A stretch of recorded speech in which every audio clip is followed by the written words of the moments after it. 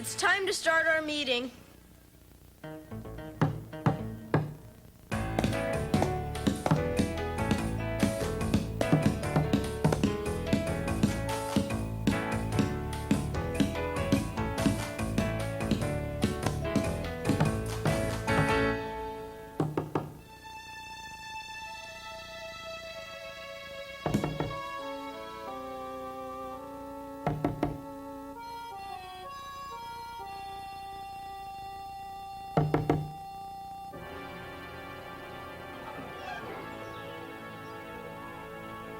Hey, Casey, it's your sister.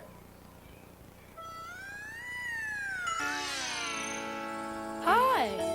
I baked some cookies and I was wondering if you and your friends would like to have some. Gee, thanks. Sure. You're welcome. I'll see you later. See you at home.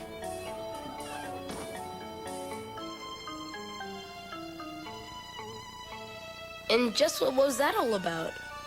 That was my sister. She baked some cookies for us.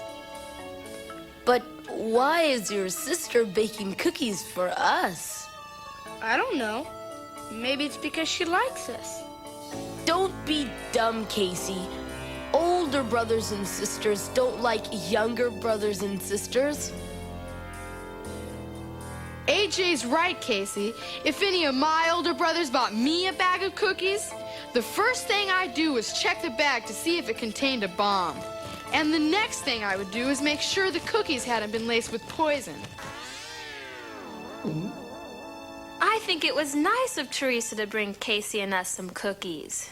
Of course it was nice, Pamela. But AJ and Maggie's point is that sisters and brothers just don't do nice things for each other for no reason. My sister has not always been nice to me. Don't you remember how she used to embarrass me in front of you guys? And everyone else, for that matter. So, what's the reason for the big change? Well, one day when my sister was about to turn 16... I think I know what caused the big change.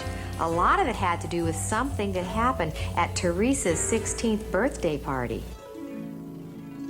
It was 9 o'clock on a Saturday night.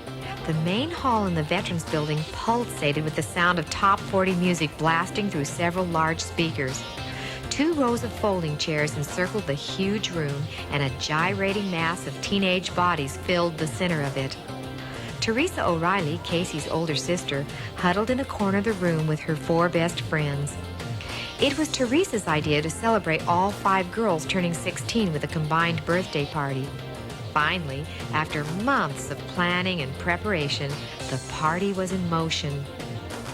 Casey gazed through the window of the projection room at the party going on below him. He had been standing guard over the slide projector for almost an hour, and he had no intention of leaving his post. As an extra precaution, he had locked the door to the small room behind him. In 30 minutes, it'll all be worth it. Casey thought to himself as he looked at the clock on the wall. Then his eyes returned to the dance floor. He gazed at the energetic teenagers, but he wasn't thinking about them. Instead, his mind wandered back to the events that led up to his present obsession with the upcoming slide presentation. As far back as Casey could remember, Teresa had shown no mercy whenever there was an opportunity to embarrass her younger sibling.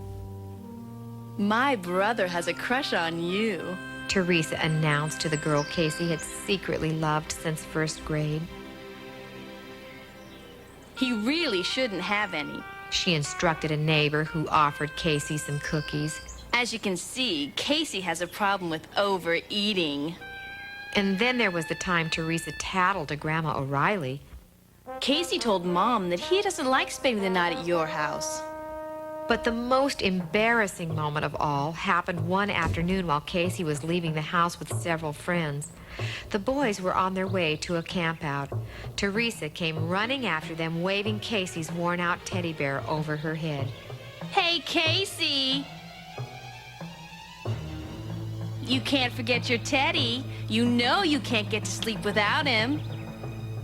This was the incident that prompted Casey's parents to agree with him that Teresa's teasing was getting out of hand. why don't you make a deal that neither of you will embarrass the other? I'm willing to make a deal like that.